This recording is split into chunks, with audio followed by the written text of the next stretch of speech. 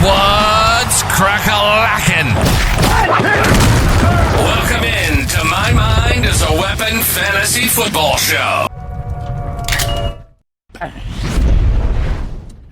Welcome into another episode of My Mind is a Weapon podcast. I am your host, Sleazebomb. Today we are going to be covering the start sits for week one. Can you believe the football is here? This is going to be the quarterbacks across the board, every single matchup. We're going to talk about spreads, implied point totals, the offense, how it's going to go against the defense, everything like that, and players you should be starting in fantasy. And I'll also throw in a couple DFS plays if you guys like DFS and matchups that I like as well. As always, guys, before we dive into it here, make sure you smash that like and subscribe. All the support's appreciated. And if you guys want to check out our premium Discord, the Guys FF, with my co-host, my brother, Big Draft Energy, we cover everything in fantasy football you guys need across the board. I mean, every single tier, everything. And you guys get stream priority questions in our start-sit shows as well. All of that will be linked in the description. It will be pinned in the comments as well. And if you guys want to get into our drafters with us as well and do our pick'ems with us as well, you can sign up using promo code SLEAZE. It will match your deposit up to $100. Best ball draft, pick'ems, DFS, daily slates, and stuff like that as well. All of that is there. That is our sponsor. Shout out to Drafters. And let's dive in to our quarterback start sits for week one. Here we go, guys. Here is the new start sit board for the season. We are going to be diving into the games as they go. So Thursday night football, boys, we are going to have the Dallas Cowboys heading into the Philadelphia Eagles. And yes, I am going to put Dak Prescott on a 50-50 start here because you're going up against the number one defense in the Philadelphia Eagles. Yes, you have CD Lamb. Yes, you have Pickens. The running game in Dallas is going to be very, very anemic, especially in week one versus this ferocious front that the Eagles have. So I like a couple other quarterbacks better than Dak Prescott this week. Like if I have Trevor Lawrence or Bryce Young and those matchups, I actually like them better than Dak this week. The over-under in this game is 46.5, so you have to like that. Philly is favored by 7.5. And when I'm going to the Jalen Hurts side, of course, this guy's going to be a start for me. The tush push still exists. He's probably going to get a rushing touchdown to boost his points like every single week. He does going to have A.J. Brown, Devonta Smith, Goddard, Saquon Barkley. And hopefully the game doesn't get out of hand. If Micah Parsons isn't signed out there, this could get really, really rough for the Dallas Cowboys. This is an early recording as well because I'm trying to get everything out ahead. So these spreads could change a little bit. Micah Parsons could be signed by then as well, guys. But Jalen Hurts is going to be a start for me, and Dak Prescott is going to be a 50-50 heading into week one here. Moving along to the Friday night game in Sao Paulo, Brazil, it is going to be the Chargers that are taking on the Chiefs. And this is going to be a bull start for me on both sides here. The over-under is 45.5, so the points are going to be flying. The Chiefs are minus 3.5 in this game. But Patrick Mahomes, man, I feel like the revenge tour is going to be here, but I'm not like fully sending the revenge tour until Rashee Rice is back. And we don't know that suspension as of right now yet either. We could know within the next week here. Again, this is a recorded early video. Now, you're going to have Xavier Worthy, Hollywood Brown. You're going to have Pacheco back healthy, hopefully. The offensive line with Simmons at left tackle should be able to protect Mahomes a little better. The Chargers defense is not going to be as ferocious up front. I feel like with Bosa gone, I think Mahomes will have more time here. And I think he's going to be a smash start play this week. Now, Justin Herbert's side, you're going to see a little more rushing with him. They do have a kind of hardball run system here. I don't think this is a division game, man. I don't think you're going to get an Amarian Hampton, Najee Harris, and he was, activated off the NFI list, and he could be back for week one. We don't have the full update yet there either, but you're going to have Keenan Allen, his security blanket, Lab McConkey, the target hog, and you don't know if it's going to be Quentin Johnson or Trey Harris out there with the injury yet. He had that massive concussion in the preseason. But both these quarterbacks, man, I feel like they're going to let it fly in this game. It's going to be more of a pass-heavy game than a run-heavy game, I feel like, with the situation. Even with the hardball running back, I like both these quarterbacks as a start in week one. Heading down to Atlanta, Georgia, where the Bucs will be taking on the Falcons. And this, for me, is going to be a little different one here, looking at Michael Penix here, because the injury update we just got is massive. But we're looking at the Bucs here. You're going to have Baker Mayfield. The Atlanta secondary still gets kind of shattered by the pass. Emeka Egbuka, Mike Evans will be out there. Chris Godwin, we got a crazy update that he passed his physical. Could he be back at their week 1? We don't know currently yet. But you're still going to have Bucky Irving, Rashad White. Tristan Wirfs probably misses 2 to 3 weeks here as well. Their monster left tackle, which they need to get him back. But when you're looking at the Falcons side here, this is going to be kind of a shaky week 1 start here. I almost put him as a sit, honestly. And I think in redraft, I think we're just going to do that right now, right? I think we're just going to flat out take Penix here, and we're going to move him down mid-show or midstream right here. I'm not going to feel comfortable starting Michael Penix in redraft in week 1. So they're missing their right tackle, his blind side protection, and McGarry. He went out for the season, which is massive. I think they're going to lean on Bijan and the Tyler Algier situation here more. Yes, Drake London and Pitts and Mooney could be out there as well. I am just going to be staying away from Michael Penix in week 1. I got to see how it goes. And we got a small sample size last year at the end of the season. I know it's a division game. They're at home. They're in the dome. I'm going to stay away from Penix this week in week 1. Heading down to LeBron Town in Cleveland, it is going to be the first look at the Bengals versus the Cleveland Browns and Joe Flacco. And remember, I told you I'd give you some DFS plays because the cheap plays could win you this, but this is going to be for redraft only. So Joe Burrow, obviously a must start. This Cleveland secondary is going to get absolutely shattered by Jamar Chase, T. Higgins, Chase Brown, possibly a Gesicki, Noah Fant sighting as well in this game, because the Bengals are going to have to score massive points all year long to keep up with their defense that is very bad. So Joe Burrow, obviously a must start in week 1, easy call there. Now, when I'm looking at Joe Flacco and the Cleveland Browns here, right? This is a great DFS opportunity. I'm not starting him in redraft whatsoever. He's probably on your waiver wire still in some of your leagues, right? But you are going to have Judy Tillman's back out there healthy, and Njoku will be out there. We don't know the Judkins situation, Samson Ford, the backup running back situation there. How's it going to play out?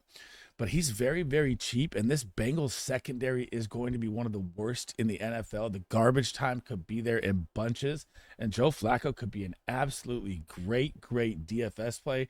I just don't feel comfortable starting him in week 1 in redraft.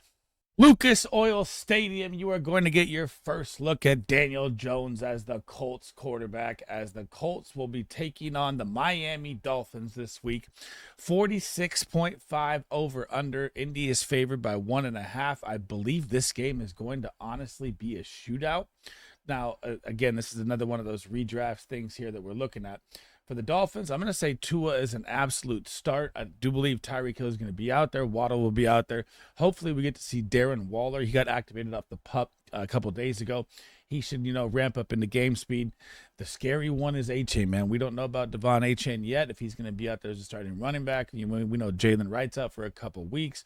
Ollie Gordon could, step in for the role possibly for a week or so, or, take on the Raheem Mostert role. But with the Miami Dolphins offensive line, this is going to be a pass-heavy attack all year long. And I think that the Dolphins are super underrated, and I love Tua as a start this week. Now, on to the Colts side here. So obviously Anthony Richardson didn't win the job. Daniel Jones is the starting quarterback. I'm not going to feel comfortable starting him in redraft, but this is another one of those Joe Flacco situations, DFS here. The entire Miami secondary is beat up. So this could be a very, very big splash play here for Daniel Jones. Josh Downs, Michael Pittman, Adonai Mitchell, and Tyler Warren is going to just erupt this season.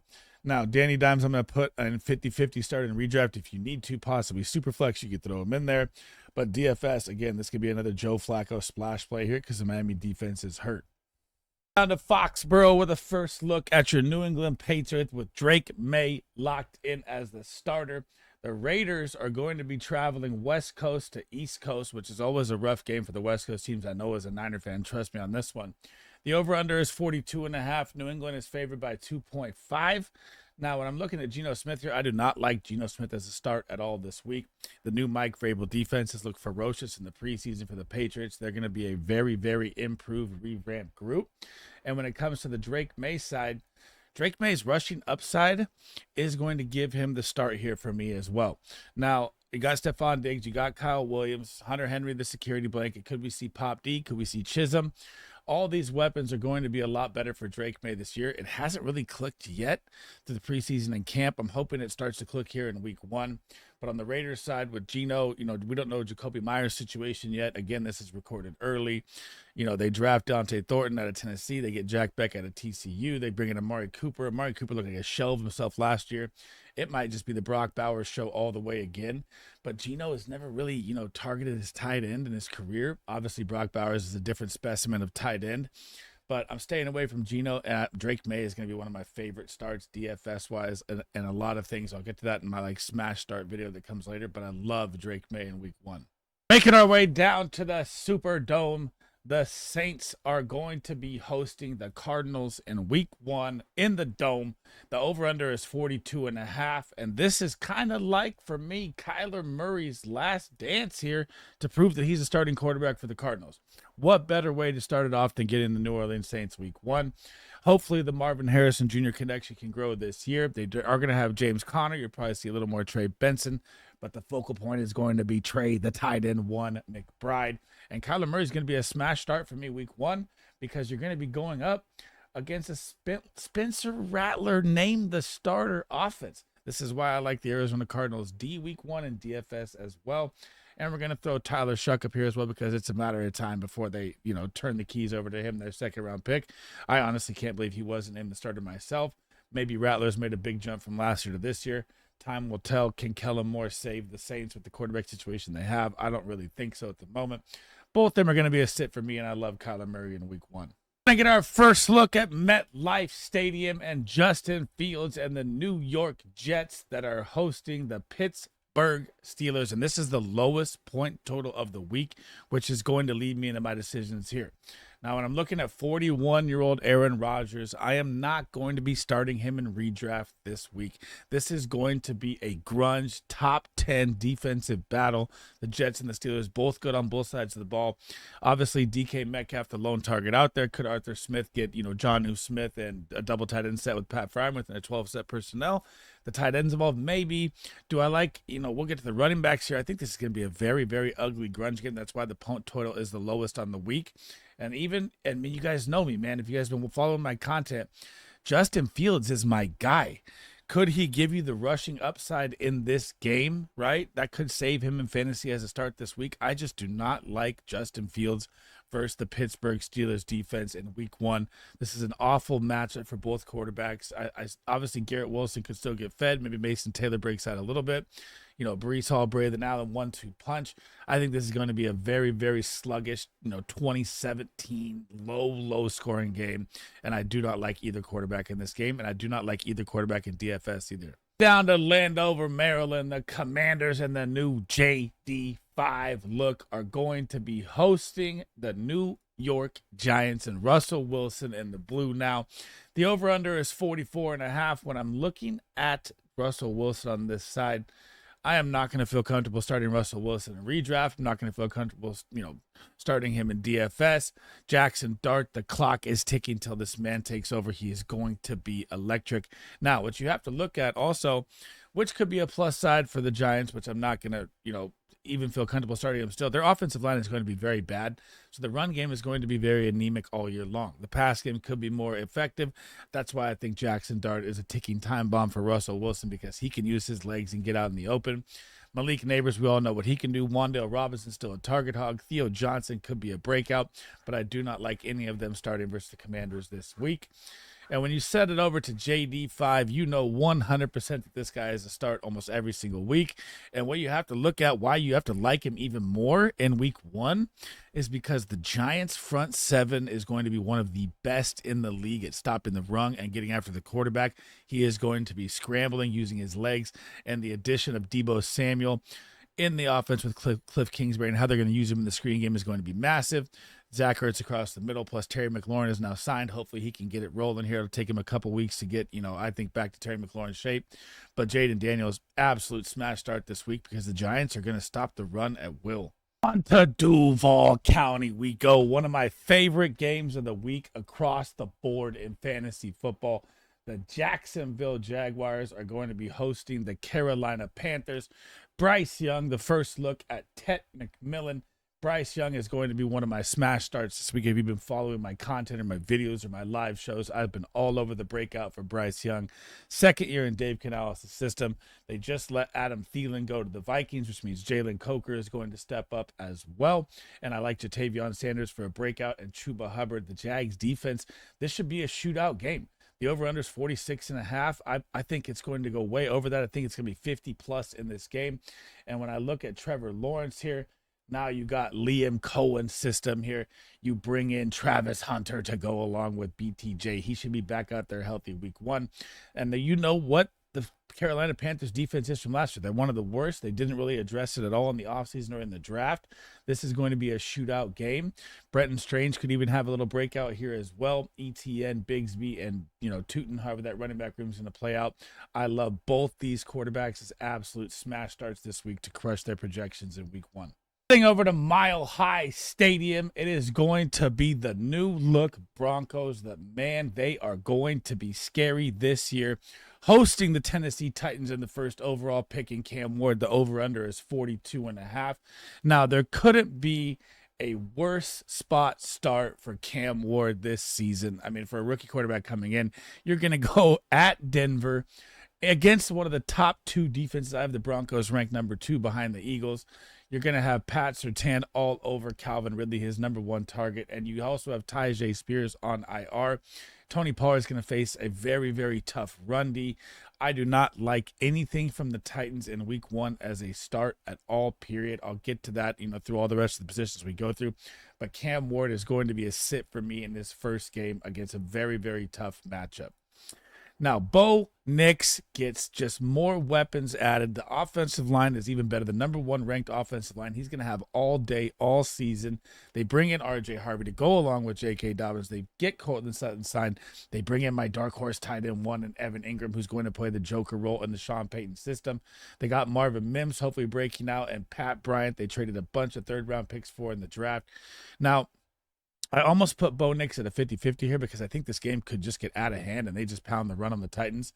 But I'm still going to put him as a start week 1, and Cam Ward's definitely going to be a sit for me. Heading into the 12th man, my San Francisco 49ers are going to be heading up against the Seattle Seahawks in week 1 division game. These are usually grunge matches, especially early in the season here. The over-under is 44.5. I like it to be even lower in this game, especially with Brock Purdy and the 49ers wide receiver situation right now.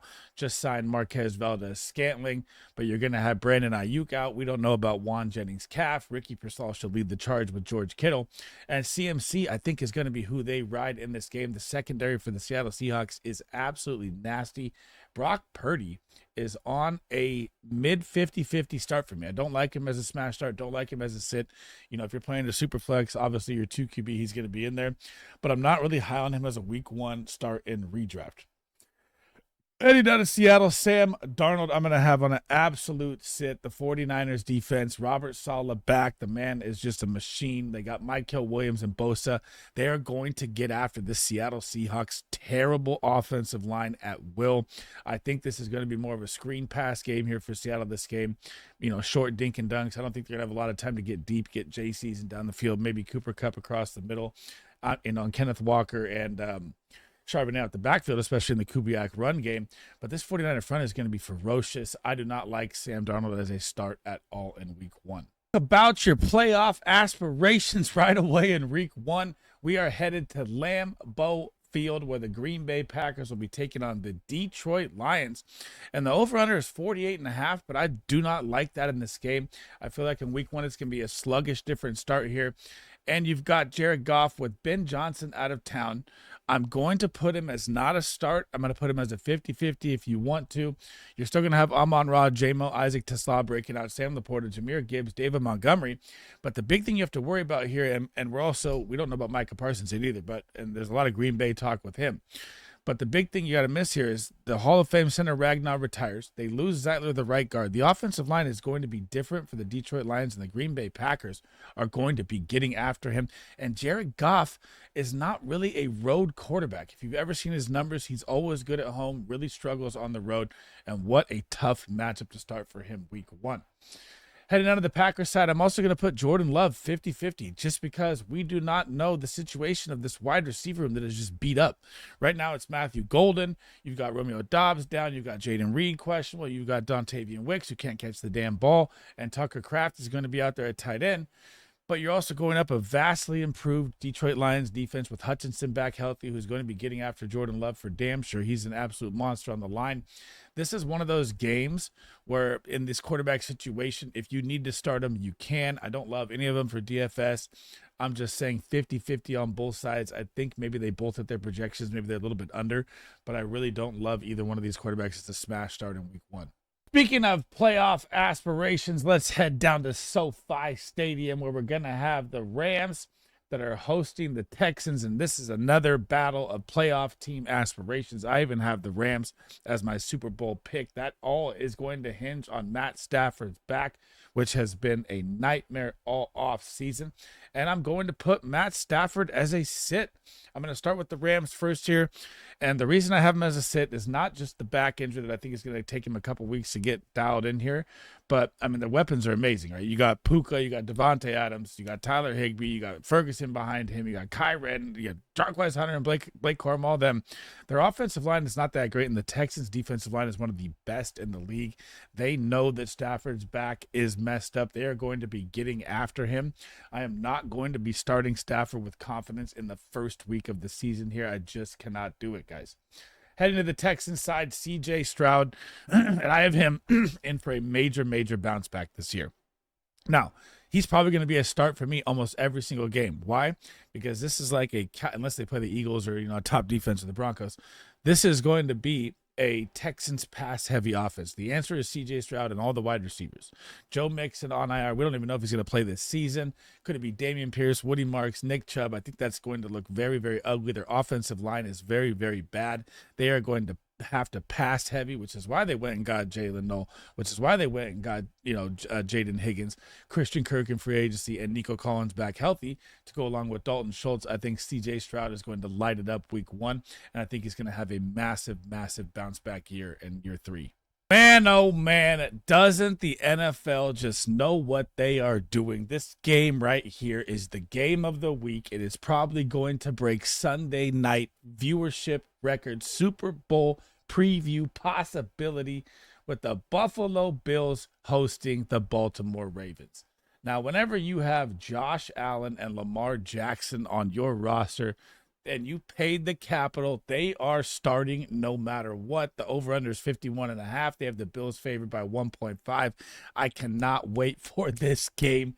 This is going to be so sick to start off Sunday Night Football. I'm already excited, man. Let's get the season going here. They're both going to be smash starts. There's nothing really to talk about. The rushing upside is massive for both these quarterbacks. Zay Flowers, Mark Andrews out there healthy. Isaiah likely will miss a couple weeks here with the foot injury. You got DeAndre Hopkins, who we don't know what's going on with him yet as well. And they got Rashad Bateman under contract. On the Bills side, Keon Coleman is in for a massive breakout year. Khalil Shakir is going to be a little, slower ramp up to like week 5 for him. James Cook, Derrick Henry, stars across the board. I cannot wait to see this game, and you're absolutely starting both these quarterbacks every single week without even thinking about it. Speaking of the NFL knows what they're doing, here we go again. Monday Night Football. We are headed to Soldier Field where the Chicago Bears will be taking on the Minnesota Vikings. You're going to get a 2024 rookie QB class battle between Caleb Williams and J.J. McCarthy. And J.J. McCarthy, I'm not going to put as a smash start. The Bears defense is going to be very good. They're back healthy this year. They were hurt all last year and still kind of thrived. You got Jordan Addison on suspension. They just brought in Thielen. They got T.J. Hawkinson back healthy. Justin Jefferson out there. It's going to be bright lights. It's going to be a little anxious. It's going to be a different type vibe here in this game. And I honestly, if you want to start JJ, you can. I think he's going to bring a little more rushing upside than people honestly believe if you watch the Michigan games back in the day, 2 years ago. But for me, I'm not going to put him as a smash start. If you need to throw him out there, obviously Superflex 2 QB, you're throwing him out there. But for redraft 1 QB, I'm going to put him at 50-50 if you want to or not. I really don't love it as a smash start this week. And heading down to the same thing with Caleb Williams here. I mean, the Vikings defense is ferocious, man. This is going to be, he's got weapons galore. The first look at this offense, this is week 1. You get to see Ben Johnson. You're going to see DJ Moore, Romo Dunze, possibly Luther Burden, some Cole Kmet, some Colston Loveland. Their offensive line is revamped DeAndre Swift. Again, this is going to be one of those games where I'm staying away from these quarterbacks if I can as a start. This is the first week of the season. This is Monday Night Football. This is the hype. This is the bright lights. This is everything you want as a quarterback, and I feel like it's just going to be one of those struggle bus type low-scoring games. The over-under is 42.5, and Minnesota's favored by 1.5 on the road. If you could find, I'll throw this in at the end here, I would rather start Bryce Young and Trevor Lawrence than both these quarterbacks in week 1. Thanks for rocking with me today. That is the end of the episode. That is my start sit for every single quarterback to help you guys dominate your week 1 matchups. As always, guys, make sure you tap that thumbs up, hit that subscription. I'll be bringing you fantasy football content all year long. And if you guys have any questions as well, drop them in the comments. I try to get to every single one of them. And remember, guys, if you guys want to dominate forever in fantasy football, make sure you sign up in the Discord, the Guys FF. And as always, again, drafters, shout out to drafters. You guys want to sign up, draft with us, pick them with us, everything. Promo code SLEAZE. Match your deposit up to $100. And my next video will be my running back startup sit-ems as well, guys. So make sure you check that out. And I'll catch you guys in the next one. Thanks for listening. Sleaze Bomb out.